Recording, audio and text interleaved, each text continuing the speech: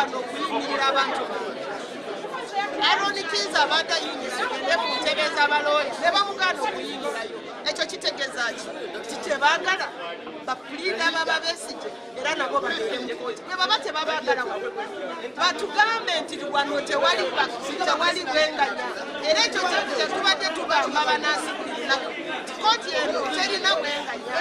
Olaba nti abantu bafe abalooya baabwe tebabakiriza okubawolereza bo baagala ki?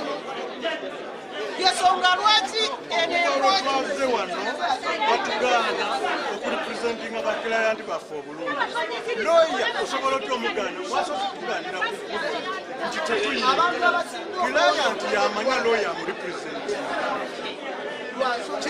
Kizza Aaron abadde azize kwogera na klayant we kakati amagezi ge gasalawo ani ayogera ne klayant. So amagezi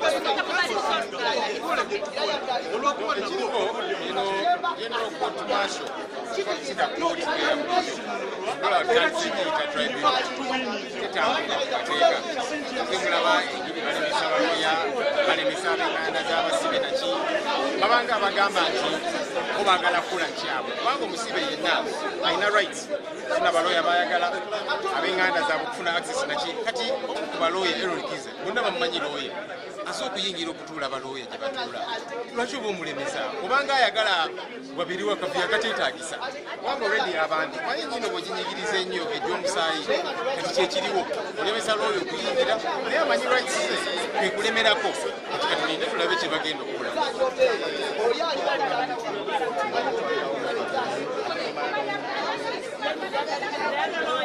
Now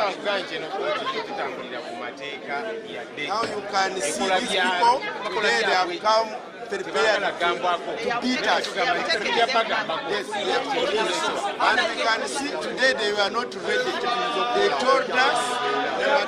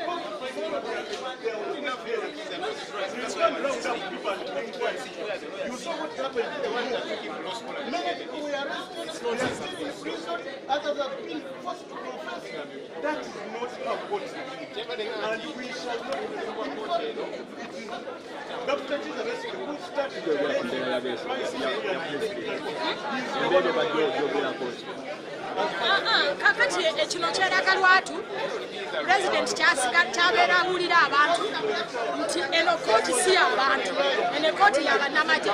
Olwokuba munnamagye gwe bayisa bwe bati kkooti y'abantu eri ebwe kino ekibadde wano tekisobola kubaawo. Olwokuba nti omuntu azze okuwolereza munne ate naye n'omufuula omusibe. Kati awo kiki ekyo obwannakyema impunity eri mu ggwanga lya wano eriyitiridde naye ekizibu simanyi Luganda. Leka njogere mu Lunyankole lwe nayogera ebirungi. Simanyi Luganda. Olunyankole leka nga muluyogera mwene liizo oba twagwerwa kago. Omukozi tikale bagakoze iba kulwaniramu. Omukozi tikale bagabasirikale ne bakwata omuntu ne bamukoma omuntu ayizire kukolereza omuntu kandi bakagaka bakamuta omutomu. Mbwenu ninyenda bagambira ngo ruhanga abantu mwena mwemerere mukwata Sara musabiri yangeri yawaoka yafa difire fu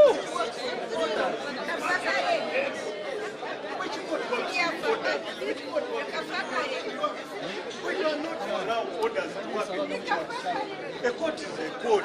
It is supposed to be independent and impartial. We need a court which is independent and impartial. Military courts are not courts because they are not independent, they lack impartiality. They are supposed to try their soldiers. In any case, even a soldier who commits an offense outside the UPDF Act is not supposed to be tried. This has been clear, we have made it. Which court does not allow a lawyer to enter with a phone? Which court decides who should represent a client? Which court refuses a lawyer to talk to his client? The military is forcing us to behave the way we are behaving. Until the military starts behaving in an orderly manner as they always do in their parades, then you will not expect the lawyers to behave. We shall continue challenging the trial of civilians in these courts. I challenged the trial of civilians during the Kabaziguruka trial. I was forcibly retired. I sued them, I won them, and I am demanding money from them, billions now. Now they want to arrest everybody. You will arrest us. You will arrest us and bring us to this court. But we shall not relent. And the more you arrest, the more lawyers who will come, and the more activists who will come. We are not afraid of anything. No. You will arrest us, you will detain us, you will imprison us, you will torture us, but we shall not relent. As far as trial of civilians in military courts is concerned, the law is clear, the constitution is clear. The constitution is clear. I'm talking to the president.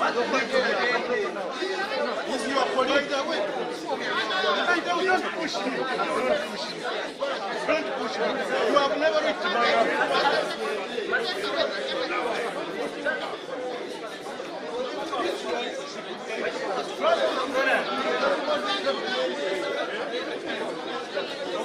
in the courts we are free to go. In the courts we are free to go.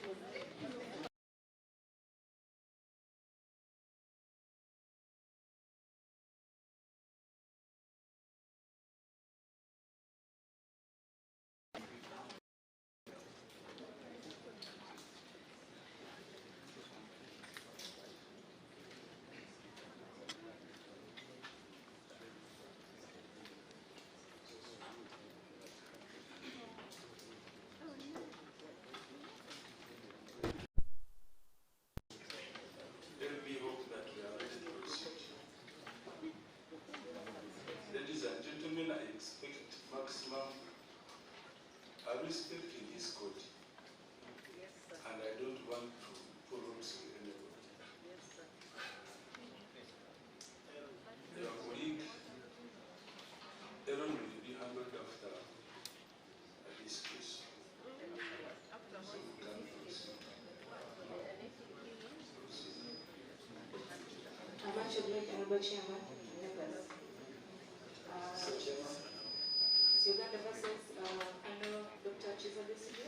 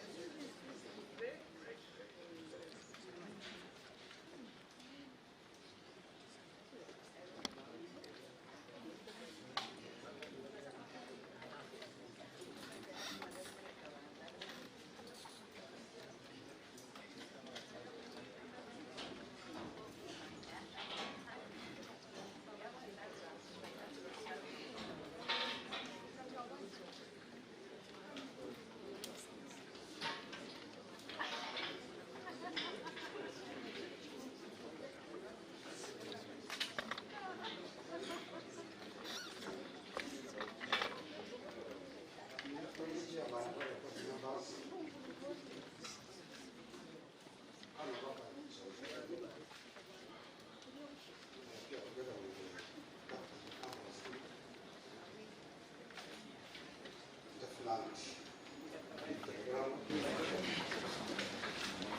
Second Lieutenant Nazara, Second Lieutenant Anton Phillips report. Those are the applicants for the slave.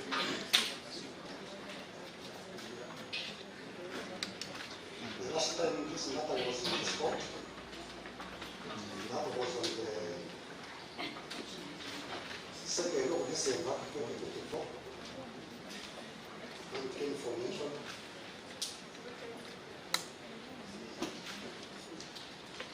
Colonel retired Kizza Besigye and his colleague had not informed or had not given instructions to any lawyer to represent him. And those were his words. And lawyers who were claiming to represent him were advised to follow the instructions, the rules of procedure.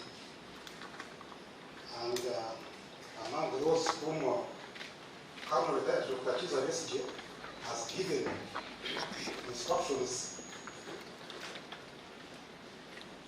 written instructions.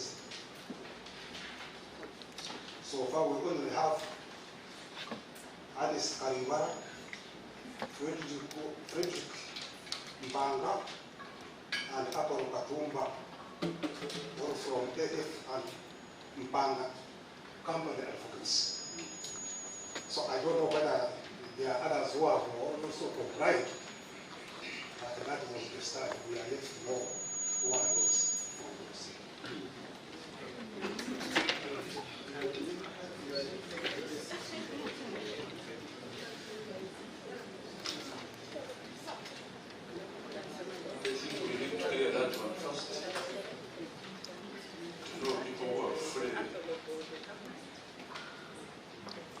Follow the instructions, and then we will proceed.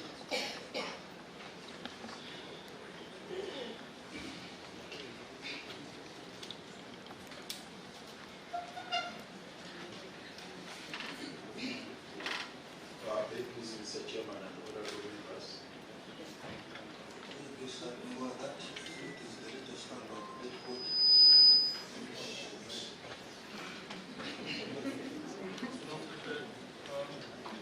I think what we are saying is the first registrar, that was from the state. The registrar tell us exactly who fulfilled the requirement. But I thought you have the right of obedience. We are among office of this right of obedience. And that is abusing people. Have the right to abuse Mr. Chairman. Have the right to abuse before the religious one comes. Let's not conduct this as an abusive one. I request to look at those papers. Mr. Chairman, I do request that we comply with Mr. Chairman, I do request we comply with the dictates of the Constitution. Please answer. Yes, we have the right of obedience. Yeah, but we seem to be acting on the orders of the judge advocate. You had given me permission to address you. Then he intervenes and it is contrary orders. Yeah, but we are also advocates. And the same constitution here, we have a constitution. This court is subject to the dictates of this constitution. But before we address you on this, on the issue of instruction, Much obliged, my lord. do we have the right of audience, Mr. Chairman? My lord. Just a minute, Mr. I Chairman. think it's chairman who's telling you to hold on and we'll finish with the registrar and then you'll talk. My lord, it is true on the opening of this case that those persons informed the court they had not talked to any lawyer. But on the 9th December 2024, the accused person, retired Colonel Dr. Kizza Besigye and Hajji Obed Lutale.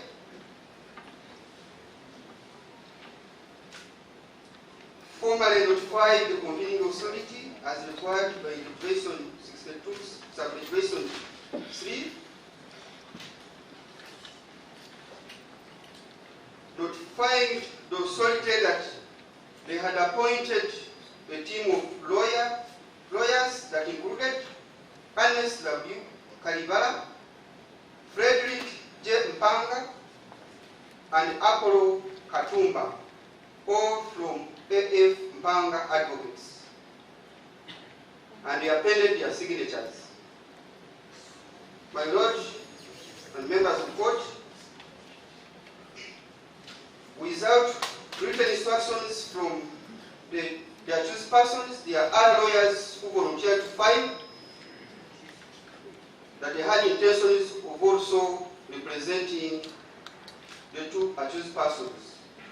But I did not have any instructions from the accused persons. That's all.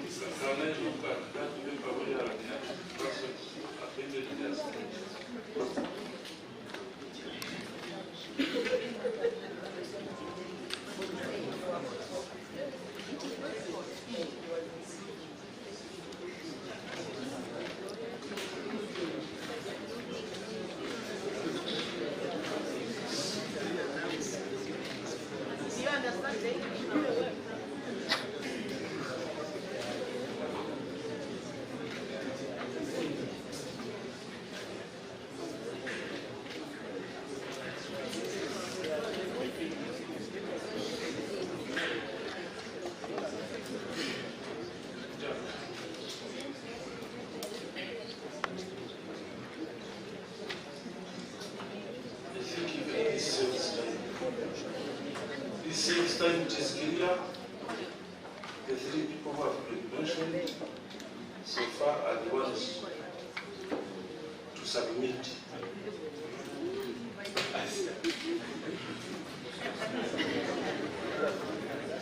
Yes, why don't, if others submit fulfill the requirement and the accused persons themselves endorse it, why don't you follow that? We even have the right to explain ourselves, Mr. Chairman, before you. At least can you grant us a permission to explain ourselves before you, at least to hear us?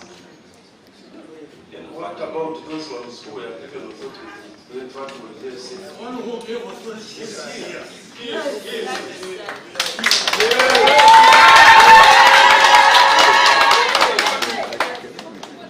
It is okay. Why did you sign? The only ones that we have given authority. Yes, and it has already, the list of those people we have given authority has already been created in this court.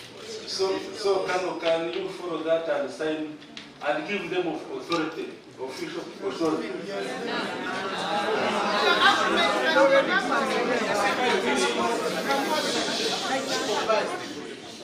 We are giving that authority to them through this court. Mr. Chairman, I was not aware that all authority must have written and registerable authority to this court, but all the lawyers who are appointed, their names were already here, and they have our instructions to represent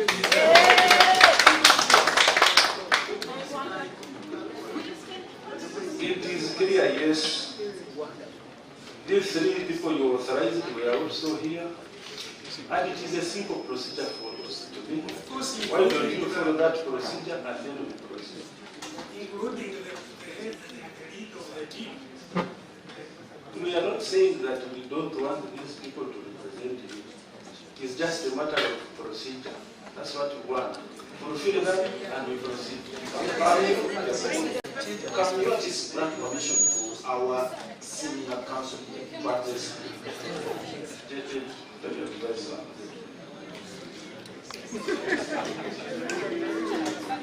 Please, the tribunal.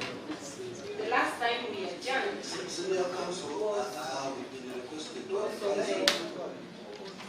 let me just state my case afresh. No, I'm still advising. I don't want also you really to. I know you are from a foreign country.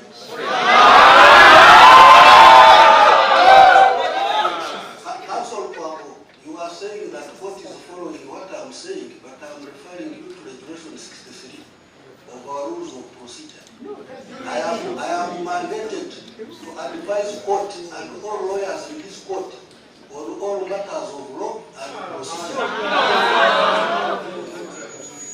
And Senior Counsel Masa Karua, last time I advised that we don't have a tribunal. This is a general court martial under the UPDF Act and recognized even under the Constitution. So anybody who is going to refer this court as a tribunal will be the content of this court. That is my advice, sir. We can hear from Senior Counsel. You're advising on making a ruling. I've been a judge just like you, and you advise you don't make a ruling.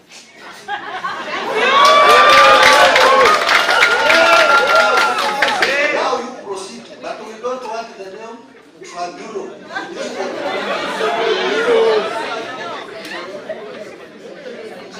The last time we adjourned was so that you could give time for me to get a practicing certificate. I now want to let you know that you are members know that I do have a practicing certificate, which was issued to me this morning. To also indicate that the last 2 times we have been in court, because this is the 3rd time, you have had submissions from Elias Kibugwan. He has been introducing all of us, including Ernest Karibara. It therefore means that it's within the knowledge of Mr. Chairman and the members that the team in court is representing Ms. Dr. Kizza Besigye and Obed Lutale. And we really are taken aback because even the permissions you have granted before on how we should enter the court and that we should come with our tools of trade all have been flouted by the orderlies today. We have been subjected to very difficult conditions back and forth, such that before you we are so exhausted as not to be capable of properly representing them. We have also witnessed before your very eyes, the assault of one of the team members. When we come before you, we feel protected by you. But today, that has been violated by the orderlies. If anyone commits a perceived offense, we expect them to be restrained, not assaulted. To be removed, not assaulted. I was at the back. I did not exactly see what happened. So we have serious issues we'd like to address you on, and we seek to be allowed to start normally, not to be taken back, to start registering, and we've already been before the court before. It doesn't happen that way. And it is unfortunate that the court is being informed to go back and forth. It becomes difficult. It's a very bad picture, even before they are accused persons, because will they expect justice? If every day we come, there is shifting of goalposts, we respectively urge you to grant us audience, which we already have, so that we are able to proceed.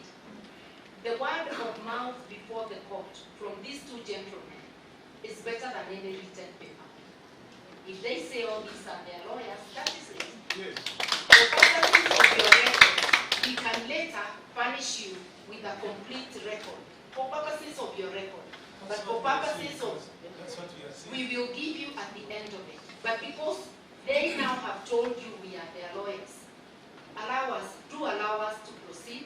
Otherwise, it may appear, it may be unintended, but it may appear that we are being denied audience and that the defense of these 2 gentlemen is being scattered deliberately. Now, Counsel, thank you for your submissions. I wish your colleagues would be behaving like you.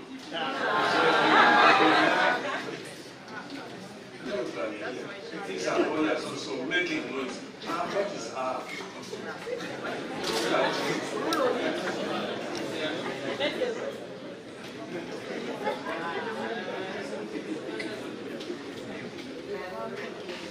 I don't know. Even in the choose people who you are not telling me. You talked of that you furnish us with the required papers. And we talked about this the other time when we were here. Why didn't they fulfill that? Secondly, what you are talking about the assault, you are not talking about the conduct of your colleague. What type of conduct is that in the court? I think we also need to behave, because we are not here to show that we are in uniform, we are not here to support, we are here for justice, nothing else. But the way we are conducting ourselves, I think it may not help us. Instead, it will be affecting the accused persons. May I respectfully urge you to also detail the orderlies, because every day we are being met by different people with different standards. The past day, 4 hours of standing outside there, I have not even come. So we are going astray. And today, allow me to make my submission, for which I may not require your advice, the court will require it. I am saying that we are being subjected to different standards every day. The past day, 4 hours of standing, we have not even recovered from that fatigue. Today, over 2 hours. The second day, the 10th of December, we had an easier time. Today, I am informed, because I was at the back, I couldn't see. All Aaron Kizza wanted was to come in and sit, and he normally sits here. Even if there is no seat, an advocate should not be stopped from approaching the court. It is the court that will direct anybody without a seat go out. So there is something wrong with the way the preparation of the order is, and we would urge that there be strict instructions so that there is no back and forth. Before, the 2 times we have come before this tribunal, we have had no complaint about the way the court, you said court? Sorry. Yeah, it is not an offense. The way Honorable Chairman, it is quoted of vote. I am sure even senior counsel can be held recorded. But that's what I requested. Let us respect each other and we proceed. Yes, I have already corrected myself, so I do not know what the judge is complaining about. But what I'm saying is this, that Aaron Kizza should not have been stopped from coming in. I myself was stopped from coming in and other lawyers on the 10th. We went to the back. We were then invited. But unlike me, Aaron Kizza is an advocate of the High Court of Uganda. He is known by the orderlies. So it looks like there was an intention to actually assault him. And we come here respectfully, we address the court and we leave. And that's all that we need. How is it going to affect the 2 gentlemen on the door when one of their lawyers is not there? May we respectfully ask for time to withdraw and confer with them so that we may now know what to do without one of us. Because each one of these lawyers has a specific task. The matter before you is a matter of life and death. That is why it has so many lawyers. We ask you respectfully to give us time with our clients. Which time, like? 1 hour? I think, sir, before you conclude on that, we have lawyers who never filed their practicing certificates. What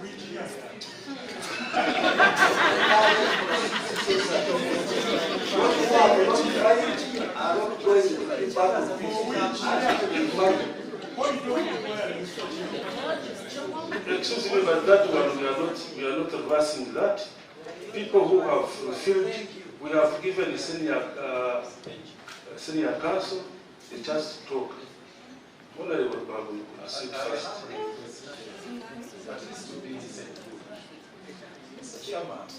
Honorable Babu, just take your seat and go to the microphone.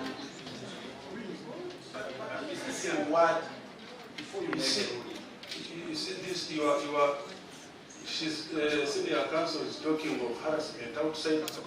But what I have heard, partly it is caused by our people. No. That one I'm going to handle.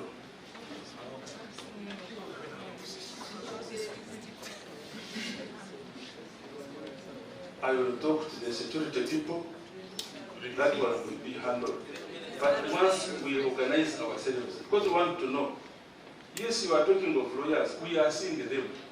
But now, how can I know that this one is from this firm, this one is as what? How can I know? This is the process. Mr. Chairman. If you are not ready to follow the environment, then you will be there like any other person, or even you don't come here.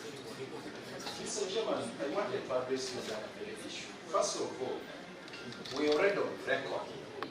The list was submitted. And indeed, you captured all the particulars of these advocates, their names, their law firms, and every aspect. What did we agree on last time? Yeah, that's exactly what I wanted to explain, Mr. Chairman. Do you have papers? Can I explain, Mr. Chairman? What do you think what happens? Because the stringent rules is reading the judge advocate would require that the accused person append their signature on the instruction. And we have attempted to access them in New Zealand to process that in vain. Today, if I may tell you, Mr. Chairman, you can ask and cross-check with the prisons authorities if it is possible for anyone to access Dr. Kizza Besigye and Obed Lutale. If you visited the New Zealand maximum prison, the only way you can talk to them is through a landline, a phone. They are at a distance, so how are they going to sign on those instructions? If you insist on that, it will be a perversion of justice. You'll be perverting justice, Mr. Chairman, because it's not going to practically happen unless you are saying that we do it right now, that we prepare a paper, the list is here, we can present it to them, they sign, we find it. If that can do, if it can suffice, we are ready to comply with that. But if we are to access them in New Zealand, to sign instructions, that is not going to happen.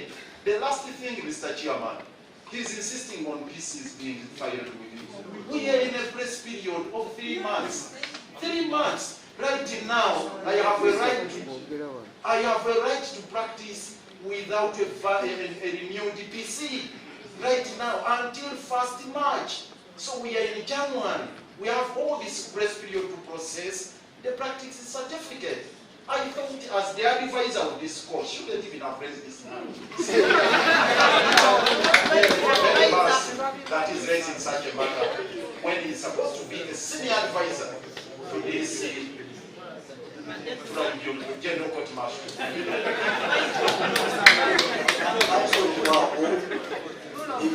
I know if the grace period is there, you must come with the preceding certificate. It's what we want. Not expired. We want that one. You want an expired one? Showing that you are practicing. Yes, the one which shows that you are practicing, but you are waiting to renew. The only lawyer who has a 2025 PC now is Martha Karua. In Uganda, the whole of Uganda is only Martha Karua right now.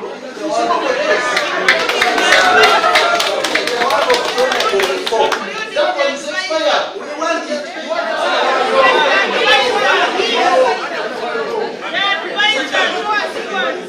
Mr. Chairman.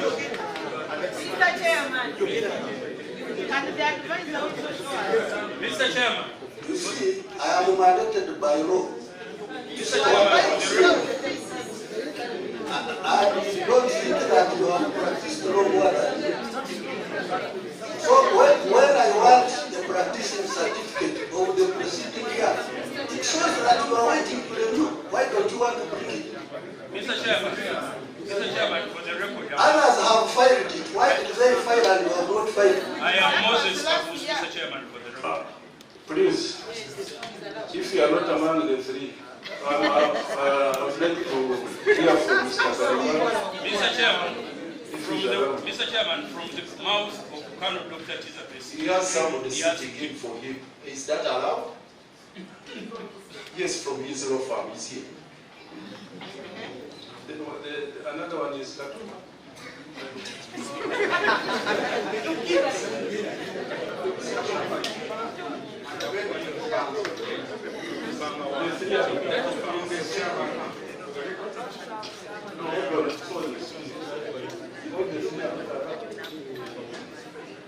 Chairman, I'm Frederick.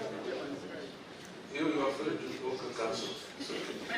And my colleague, Mr. Katumba, Mr. Kalibala is not present in this post. He's in this post, that's why he's not. Mr. Chairman, I joined the issue with my senior colleague that because the year ends on the 31st, the process of inspecting chambers starts near the end of the year and also continues up to the end of, in January and also February. And the law council can only issue practicing certificates after they are inspected chambers. So it is correct that we have a grace period up to the 1st of March. So apart from my colleague who has been given special dispensation today, my colleague Mr. Moore is correct that all of us, myself inclusive, don't have PCs for 2025. So we are just acting under the umbrella because we urge and kindly ask the court to accommodate us, just like the other courts have done, because it is the practice. Otherwise, there will be no other.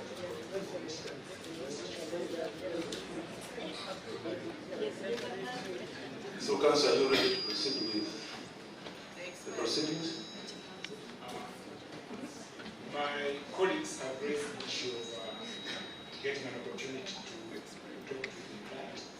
It is correct that when we came in, there was a detailed security arrangement and a delay. We were not able to speak to the clients. It's also correct, Mr. Chairman, that accessing the accused person that is not easy. So, unless there is an order from this court that their lawyers can access them free, it might appear impractical to ask for some dispensation. So that, because, Mr. Chairman, the strict application of the rule that is referring to is not quite practical in the current circumstances. And yet, for the accused persons, they are entitled to representation. So, perhaps, as the prosecution, the judge advocate, and the court can find a way around which is flexible, which will accommodate, so that the accused persons are represented. Because the most important thing is for the accused persons to have representation. So we kindly ask, because it's within the powers of this court, to make that dispensation, but also to speak to them, so that we don't come here and speak on our own before we have heard from them in such a civilized process.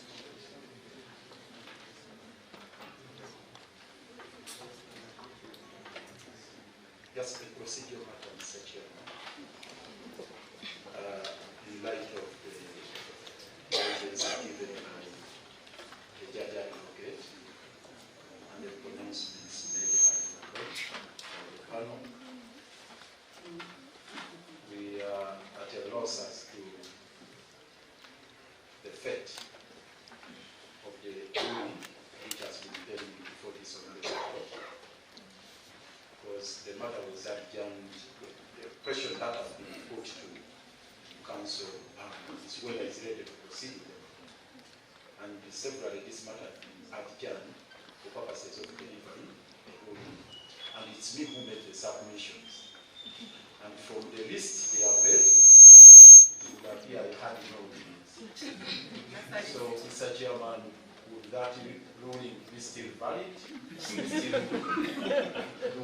Does it still stand that we wait for a ruling which was, which is going to be based on submissions made by an advocate who presumably had no audience before this honorable court?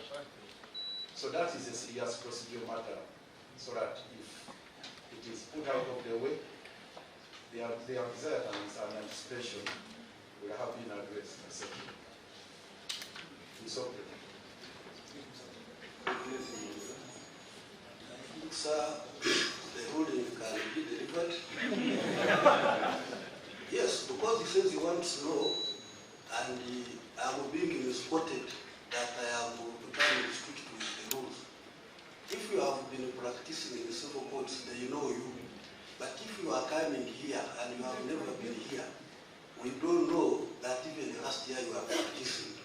And what I am advising the court is that you must bring last year's certificate to know that you are in a grace period. Others have filed it. So, sir, there is no strict terms I'm bringing. That is my advice, and the ruling, it has always been ready. It can also be delivered so that the Council of Wako gets to know about the ruling, and we proceed from there.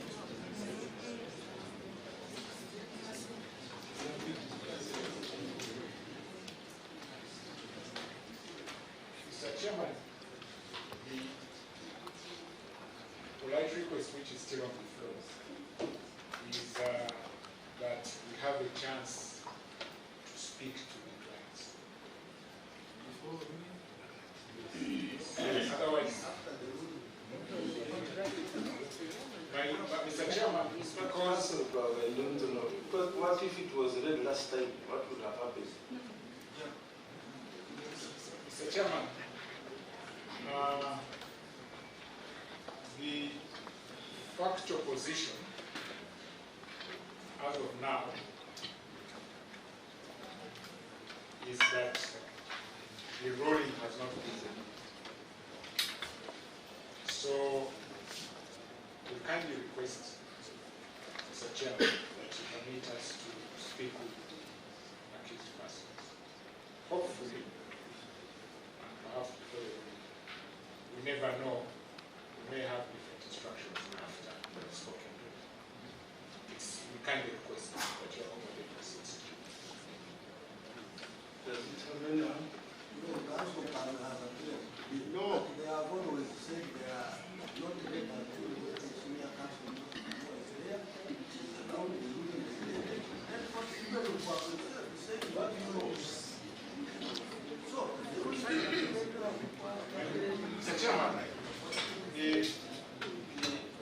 practice from the courts of law under the Constitution, like this one, which the advocate has applied us, is that a client can instruct you, and they are at liberty to instruct you before the court makes a final pronouncement in any matter.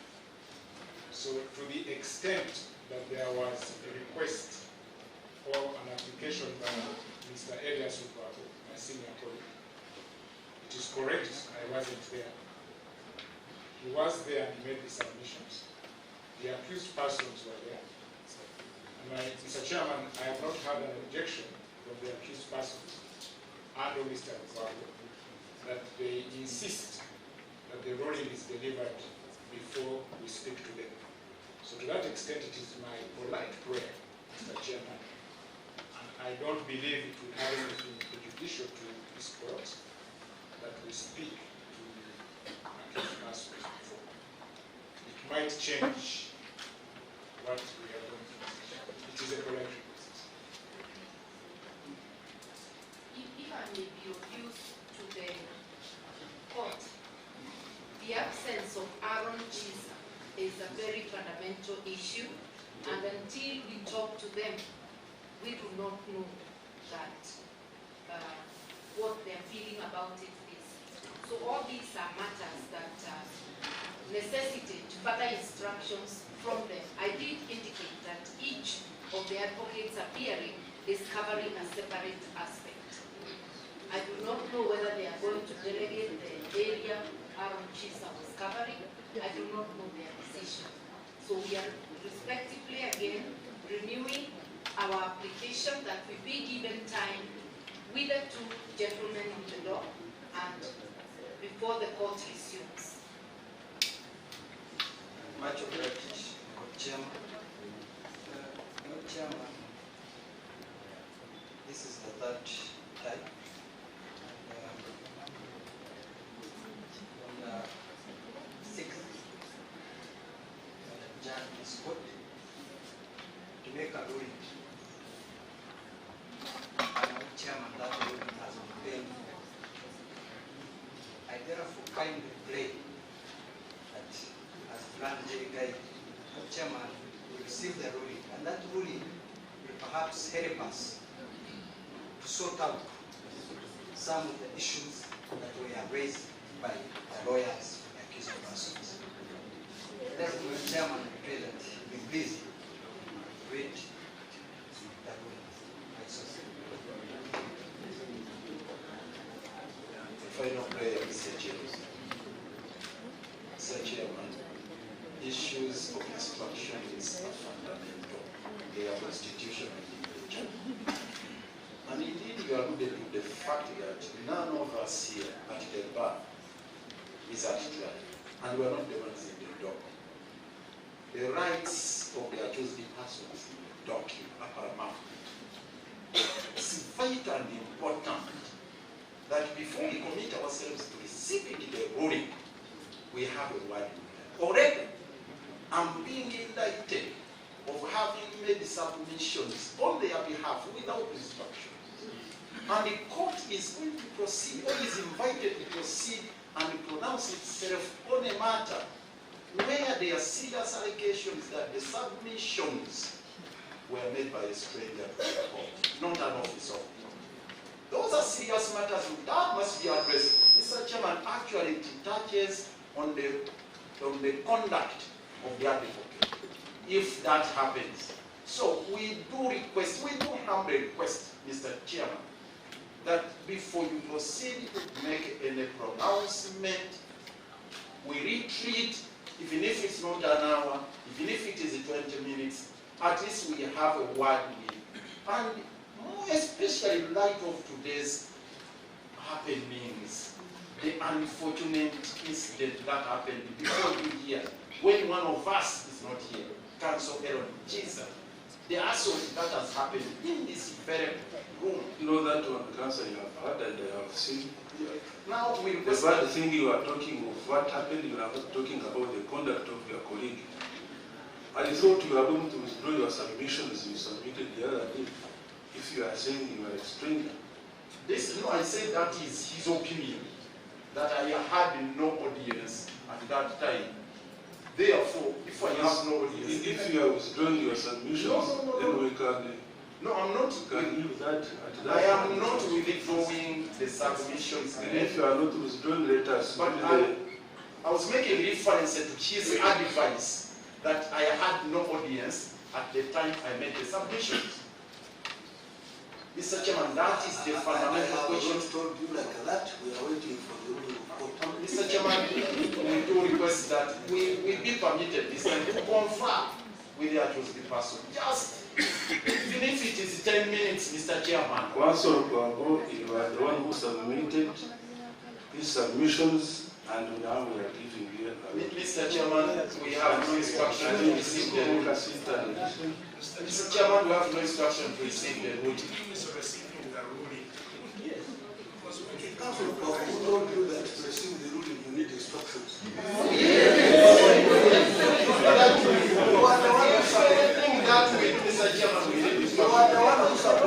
Mr. Chairman, we were started as a team, and one of us, Honorable Kizza, has suffered the unfortunate incident which happened this morning. Mr. Chairman, who do you know?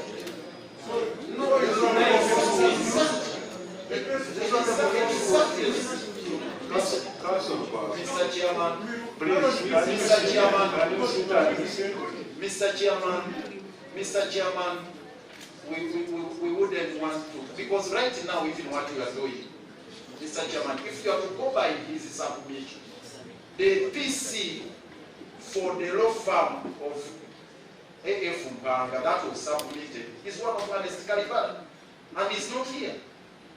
And you are insisting on that list given by the registrar.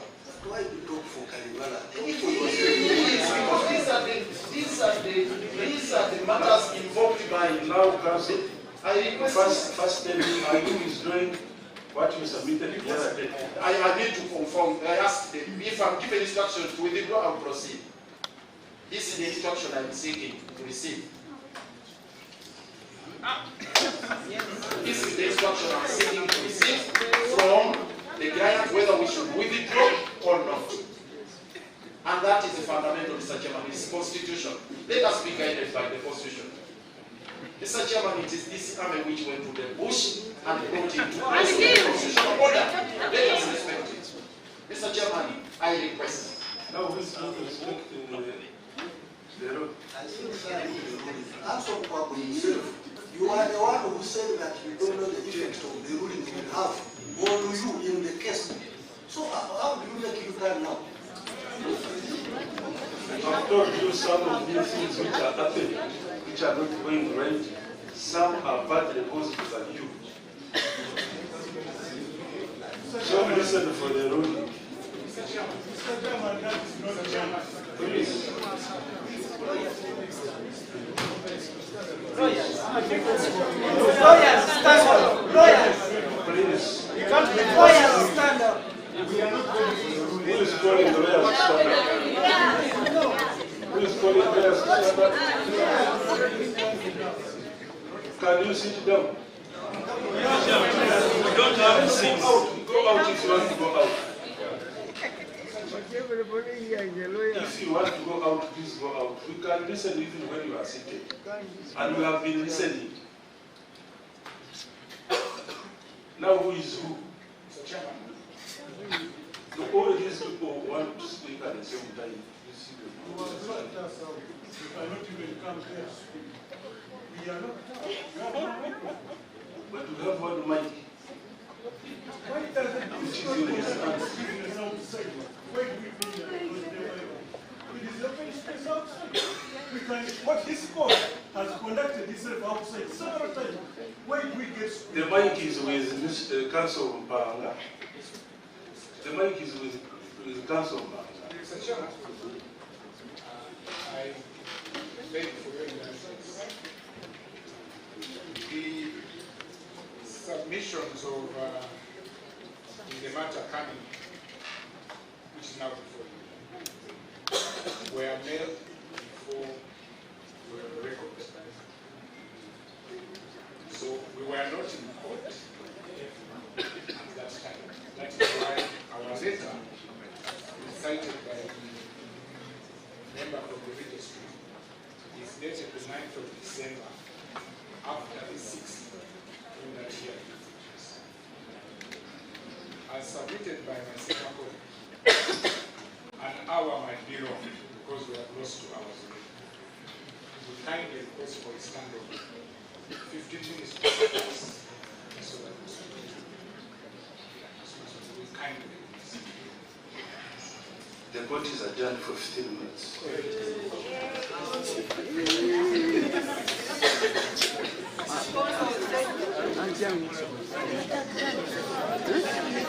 Bagenda ku maunga.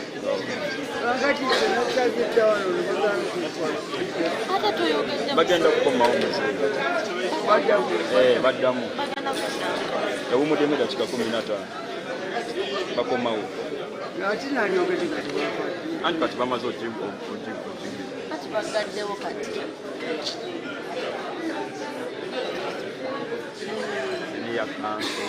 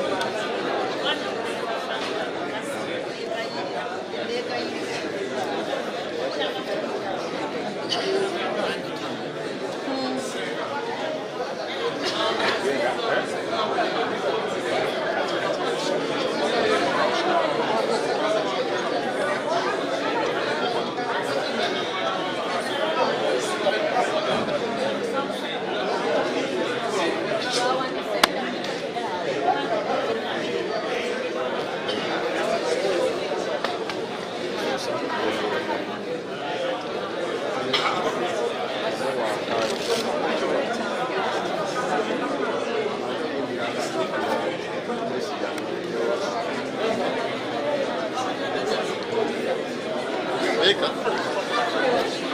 Tulabye ebyafaayo mu Uganda Owangaala olabe.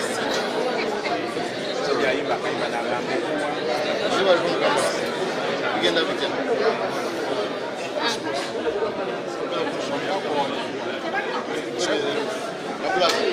Oba oli mu maaso oshega ddala bwotyo oba naye sinabeera mu maaso.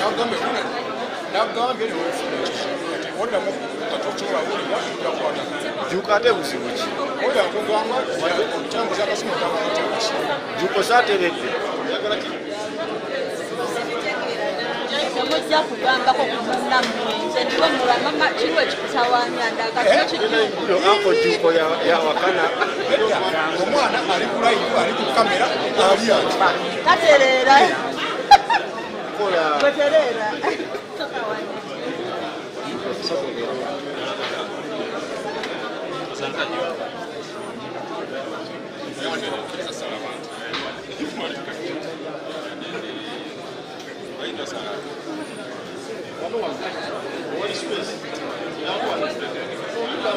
Vamos na mano, isso aí na mano, isso aí na casa.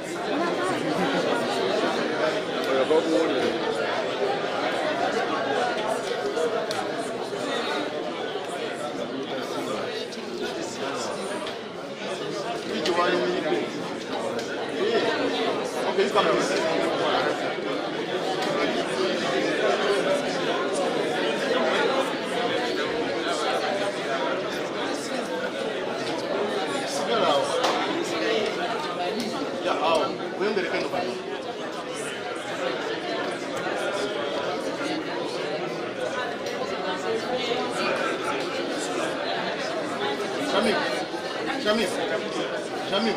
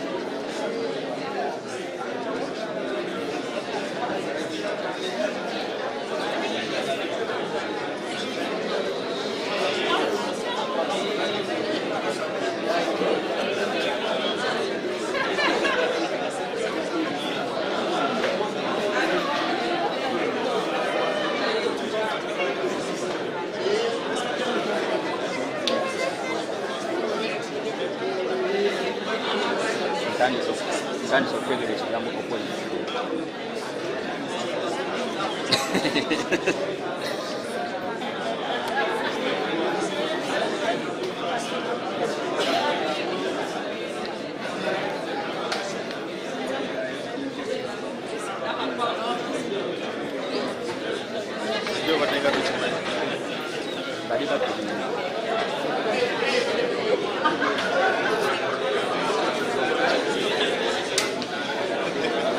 Stick it.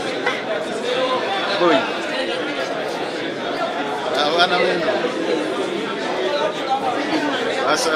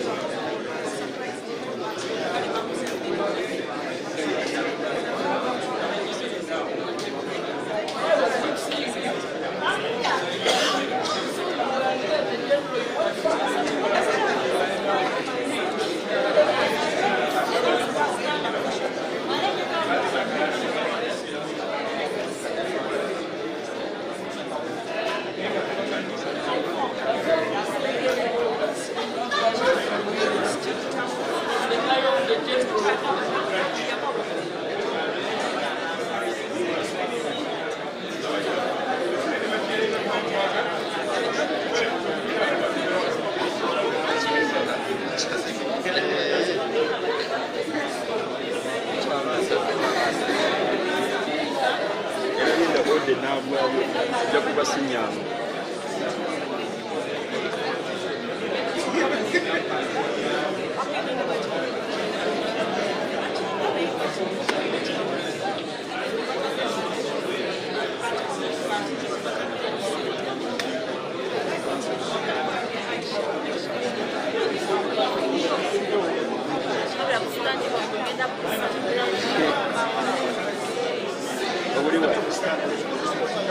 Ekifo kiri seefu oyitawo bulungi nnyo.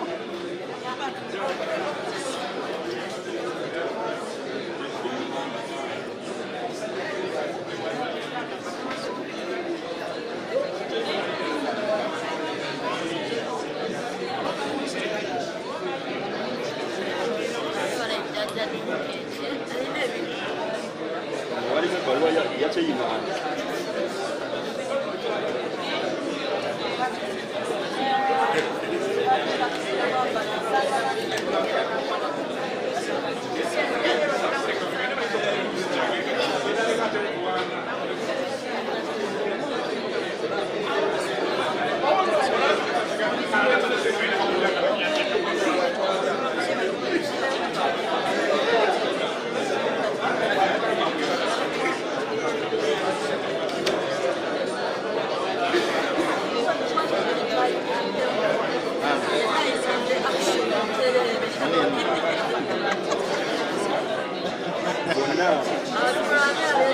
naye ero ne babadde bamwewulira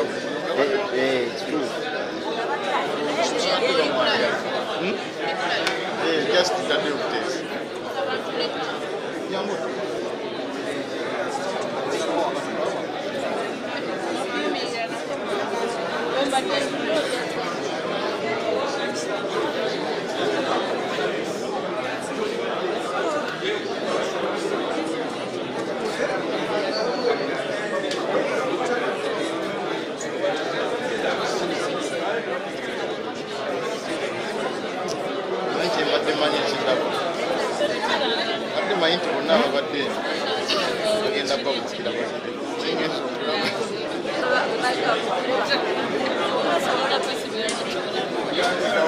era mbadde neesezi anayiga bwe bajja n'emiko wasanga mukuulye ati mbadde neesizeemu bwezi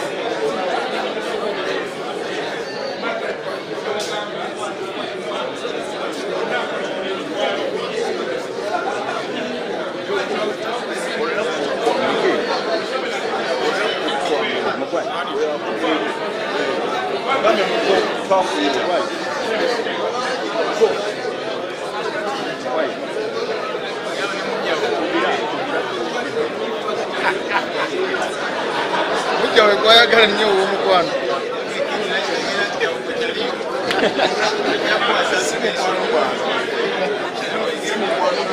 ono yanneesibako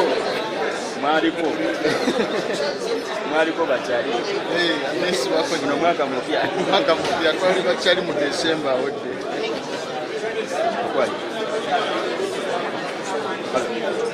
kikiri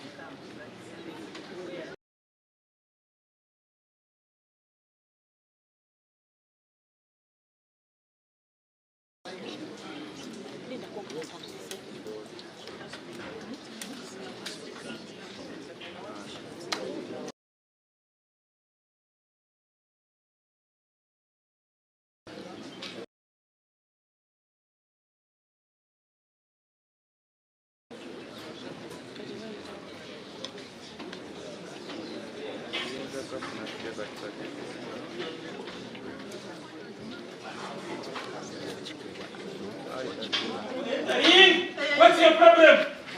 What's your problem? I'm entering. What's your problem? I'm entering. I'm entering.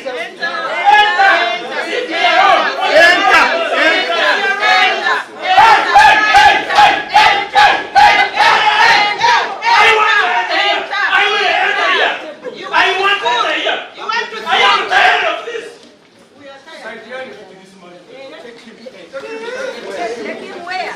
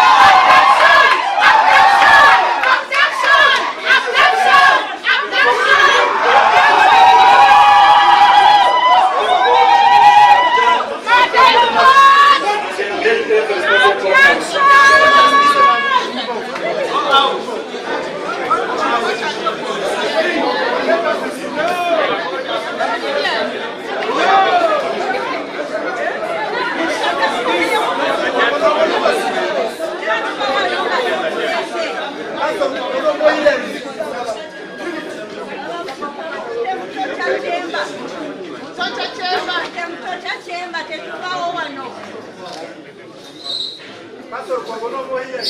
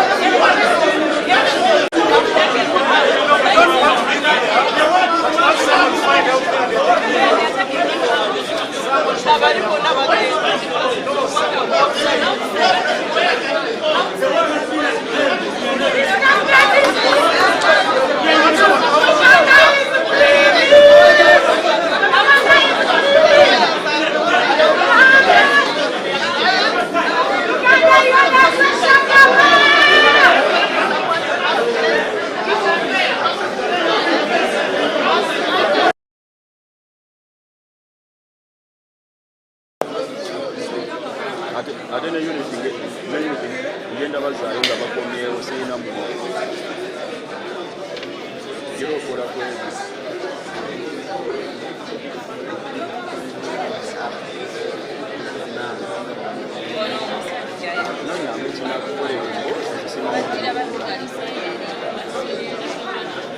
Nibaddamu n'abira abantu tewali musanga n'agenda okunenya mubazeemu ne babigatula.